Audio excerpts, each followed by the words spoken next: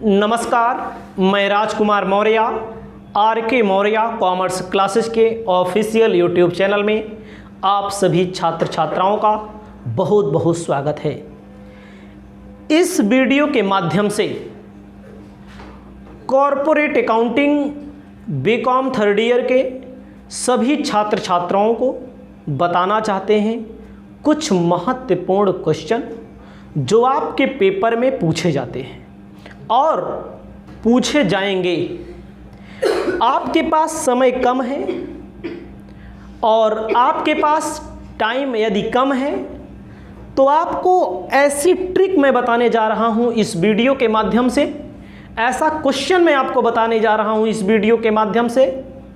यदि आप हमारे इस नियम को फॉलो कर लेंगे, लागू कर देंगे, तो मैं दावे के साथ कहता हूं जो मैं क्वेश्चन इस वीडियो के माध्यम से बताऊंगा वह आपके पेपर में जरूर आएगा और आप यदि उस पर अध्ययन कर लेंगे तो आपके एग्जाम में जो क्वेश्चन आएगा आप उस पर लिख भी लेंगे और आपको उसमें अधिकतम अंक भी प्राप्त होंगे और कम से कम पढ़ना भी पड़ेगा।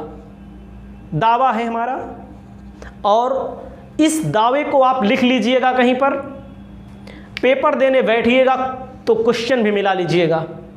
जितना मैं क्वेश्चन बता रहा हूं उतना। सबसे पहले आप अपनी कॉपी में लिख लीजिए कॉरपोरेट अकाउंटिंग का पेपर अगर आप देने बैठेंगे तब। हिंदी में कहा जाता है निगमित लेखांकन। सबसे पहली बात होगी यहां पर न्यूमेरिकल पर, थ्योरिकल पर बात नहीं होगी, बात होगी न्यूमेरिकल पर। क्योंकि जब तक आप अपने पेपर में एक दो न्यूमेरिकल नहीं लगाएंगे तब तक उम्मीद मत करिएगा कि 60 नंबर से ज़्यादा हमको मिल जाए। अगर न्यूमेरिकल आप ज़्यादा नहीं लगाना है, 2 न्यूमेरिकल लगाना है बस आपको, और दोनों चैप्टर से न्यूमेरिकल आता है।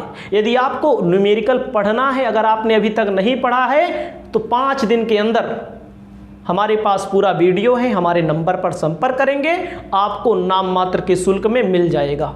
न्यूमेरिकल की बात हो रही है, थ्योरिकल भी पूरा। तो सिर्फ आपको सबसे आसान चैप्टर जो हमारी नज़र में है वैल्यूएशन ऑफ गुडविल, ध्यान दीजिएगा, ख्याति का मूल्यांकन।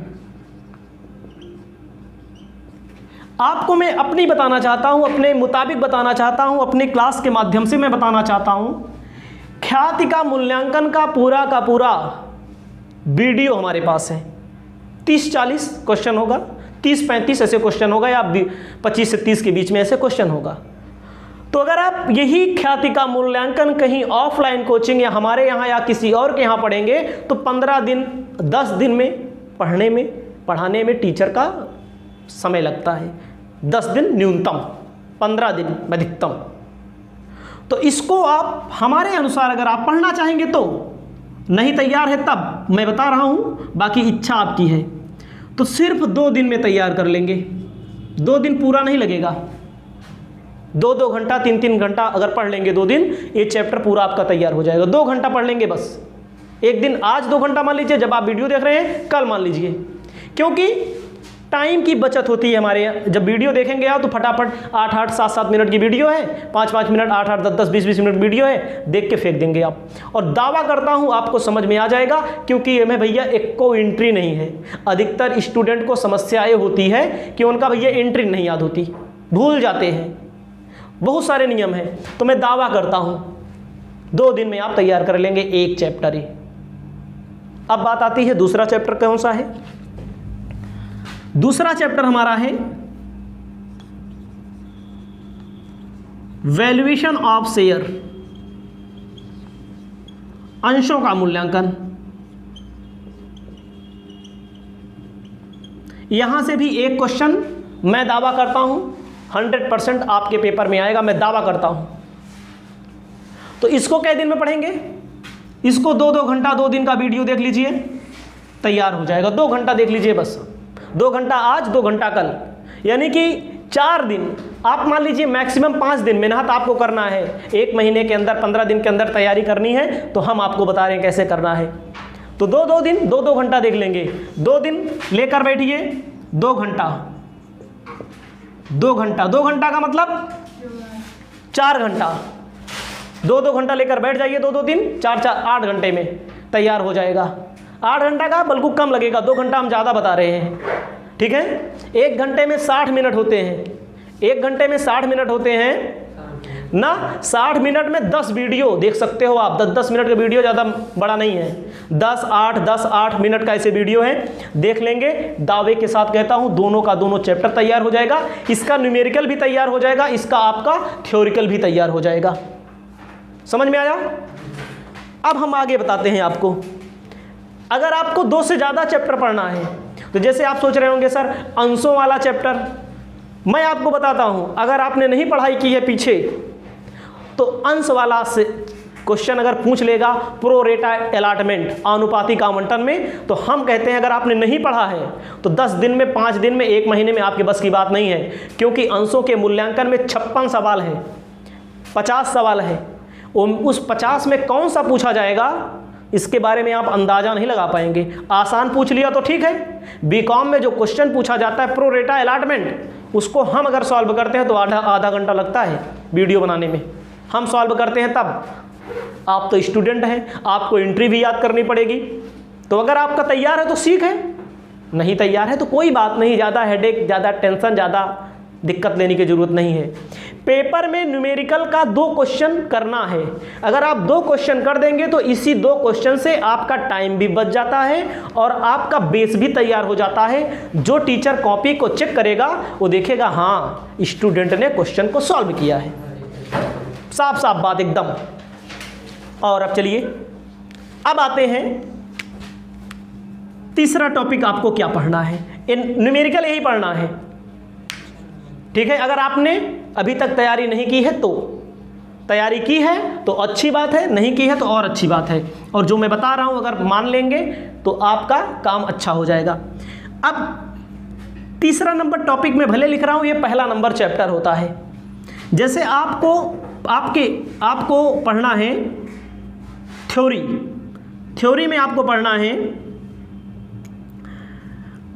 हिंदी में पहले लिख लेते हैं, अंशों का हरण, शेयर फॉरफीचर से आप क्या समझते हैं? आशय, मीनिंग, फॉरफीचर आप शेयर। और भैया इसकी जर्नल एंट्री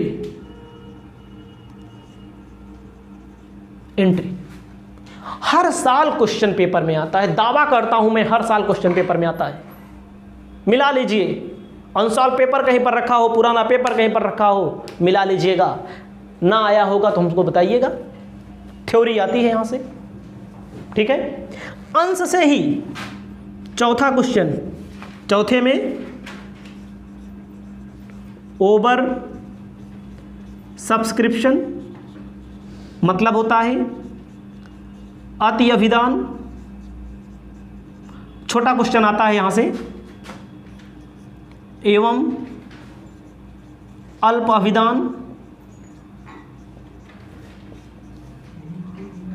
अंडर सब्सक्रिप्शन आता है, हर साल आता है यहां से क्वेश्चन, याद रखिएगा हमारी बात। और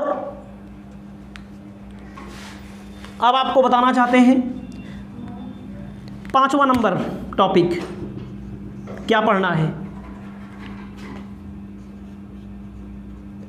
ऋणपत्र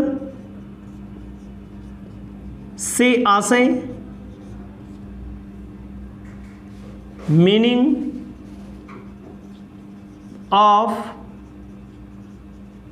debenture, meaning of debenture, types of debenture. पूरा कोर्स इसका सबका हमारे पास है, सबका वीडियो बढ़िया सटीक है। ऋणपत्र से आप क्या समझते हैं? ऋणपत्र के प्रकार बताइए। पेपर में आता है यहां से थ्योरी क्वेश्चन, ठीक है। उसके बाद मान लीजिए ए वाला ना आया तो ए वाला आएगा।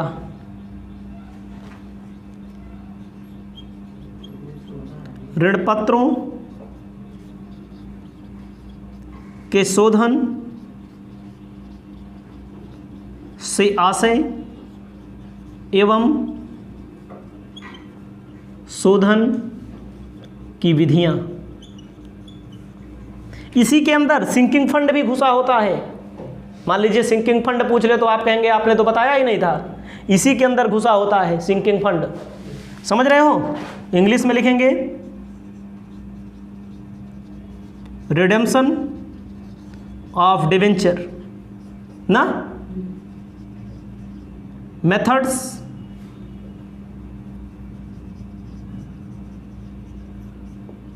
ऑफ रिडेम्पशन ऑफ डिवेंचर, ऋण पत्रों के शोधन की विधियां। हम उत्तर नहीं बता रहे हैं, मैं आप प्रश्न बता रहे हैं आपको। उत्तर तो हमको सब याद है, पूरा याद है, ठीक है। अब आप समझिएगा, 5 ही क्वेश्चन मैंने बताया और 10 ही क्वेश्चन मैं बताऊंगा, 10 से ज़्यादा मैं नहीं बताऊंगा। और इतना अगर तैयार है तो कोई रोक नहीं सकता। 70 नंबर 80 नंबर पेपर में मिलेगा, लिखोगे तब मिलेगा, नहीं तो। और जितना आपको भी ध्यान देना है, जितना वर्ड में कहा रहे, समझिएगा, जितना वर्ड में कहा रहे उतना लिखना है। नहीं तो लड़कियां क्या करते हैं, हमको पूरा आइडिया पता हुआ है, लड़कियां क्या करते हैं 200 शब्द में लिखा है, लिखने के लिए बोला है, तो लड़के होशियारी दिखाते हैं। क्या करते हैं, कॉपी मिली है तो इतना पार देंगे पन्ना, इतना पार देंगे, हो जाएगा छोटा से। होशियारी दिखाओगे तो नंबर नहीं मिलेगा, पहले बता दे रहे हैं। अगर ज़्यादा होशियारी दिखाओगे तो आपसे बड़ा टीचर होशियार होता है, वो नंबर नहीं देगा। 200 शब्द में कहा है तो 200 शब्द में आपको लिखना पड़ेगा, 500 शब्द में कहा है तो 500 में लिखना पड़ेगा, कॉपी भरनी पड़ेगी और अच्छे से लिखना पड़ेगा, ठीक है। अगर 60% से ऊपर पाना है तो कॉपी भरनी पड़ेगी और गलत नहीं लिखना पड़ेगा। जितना क्वेश्चन बता रहे हैं इसको शानदार तरीके से बताना पड़ेगा। अभी मैंने 5 ही क्वेश्चन बताया है, 6ठे क्वेश्चन में हम नहीं शामिल करेंगे, एक ही चैप्टर का क्वेश्चन है ये दोनों।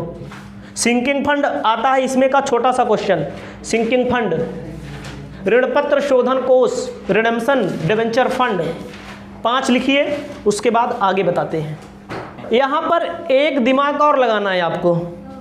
ये जो क्वेश्चन पूछा जाता है ये अधिकतर लॉन्ग में पूछा जाता है, शॉर्ट में नहीं पूछा जाएगा। ऊपर कर दो, बिल्कुल लॉन्ग में, जो सवाल लगाने के लिए पूछेगा तो लॉन्ग में पूछेगा। तो ये जो बड़का क्वेश्चन है जो 600 वर्ड में कह रहा है, उस बड़के क्वेश्चन के स्थान पे आप न्यूमेरिकल करो। अब अगर यही 2 ही चैप्टर नहीं तैयार हो पाया तो पढ़ने लिखने का कोनो फायदा नहीं है, ये बता दें। अगर यही चैप्टर लड़के हैं कि हम न्यूमेरिकल करबे नहीं करेंगे तो जाओ भैया, हमसे नहीं मतलब है, साफ साफ बात। जब बड़ा क्वेश्चन 600 वर्ड में को बोले, 500 वर्ड में बोले, 400 वर्ड में बोले तो दिमाग लगाइए, थ्योरी के स्थान पे न्यूमेरिकल कर दीजिए, आपका काम तमाम, आपका क्वेश्चन सॉल्व हो जाएगा और एक ही पेज में हो जाएगा। आपका समय बचेगा, आपका पेज बचेगा, आपकी स्याही बचेगी, आपका दिमाग बचेगा, सब कुछ आपका बच जाएगा और नंबर भी आपको ज़्यादा मिल जाएगा, ठीक है। चाहे इसमें और मिला लीजिएगा, कभी भी न्यूमेरिकल उठा करके कर दीजिए आप, वही पूछेगा न्यूमेरिकल, ठीक है। उसके बाद आगे चलते हैं, मैंने बता दिया कैसे समय बचाएंगे। क्वेश्चन नंबर 6 पर आपको ध्यान देना है। कहता है होल्डिंग कंपनी, कंपनी और सब्सिडरी कंपनी और माइनॉरिटी इंटरेस्ट, हिंदी में लिखेंगे सूत्रधारी कंपनी,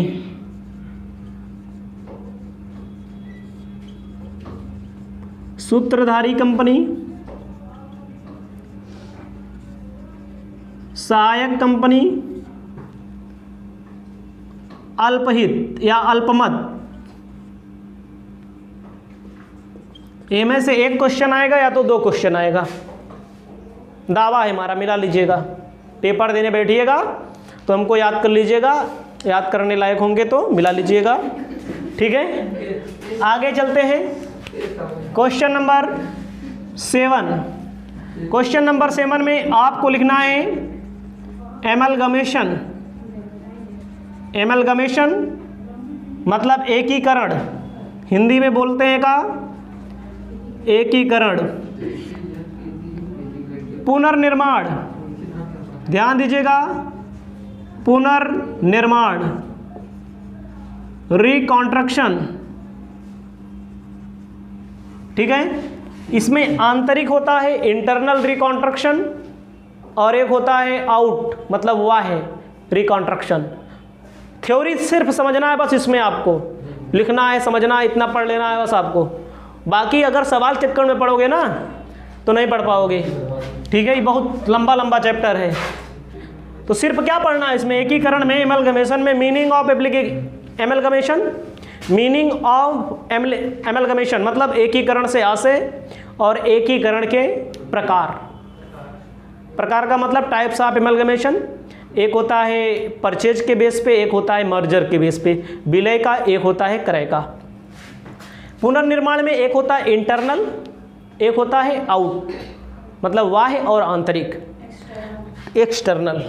वेरी गुड, ध्यान दीजिएगा। 8वें नंबर पर आते हैं। देखिए 7 क्वेश्चन मैंने आपको बताया है अभी। छोटे नंबर में भी आ सकता है, बड़े नंबर में भी आ सकता है। छोटा आएगा तो सिर्फ एमलगमेशन आएगा, बड़ा आएगा तो टाइप्स पूछ लेगा, कैरेक्टर पूछ लेगा, तो ये सब आपकी जिम्मेदारी है।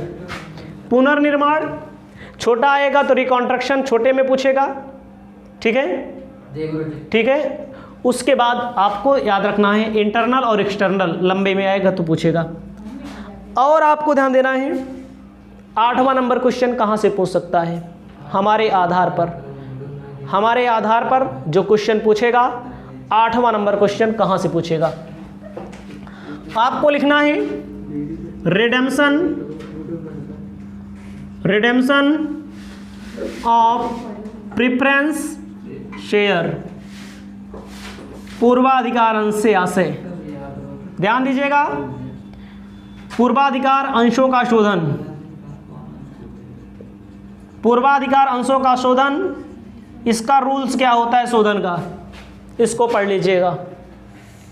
बाकी आपको ध्यान देना है 9वां नंबर, शेयर और डिबेंचर में डिफरेंस रहेगा, और कभी कभी पूछ लेता है इक्विटी शेयर और प्रेफरेंस शेयर में डिफरेंस, मतलब कि समता अंश पूर्वाधिकार अंश में अंतर, अंश एवं ऋण पत्र में अंतर। ए हो गया आपका, ठीक है। उसके बाद आगे चलते हैं, एक क्वेश्चन और बताएंगे। 10वां नंबर क्वेश्चन लिखिए, फाइनल अकाउंट्स ऑफ कंपनी।